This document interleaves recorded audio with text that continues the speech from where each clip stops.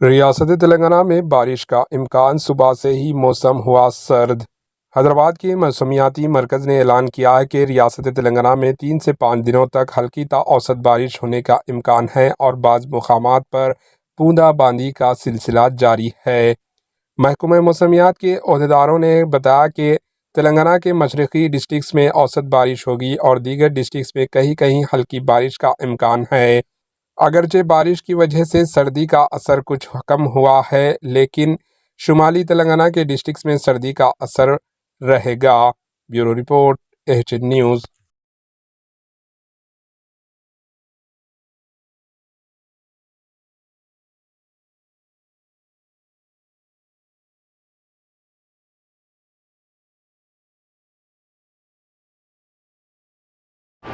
AHN news کو like کریں، share کریں اور سبسکرائب کرنا نہ بھولیں۔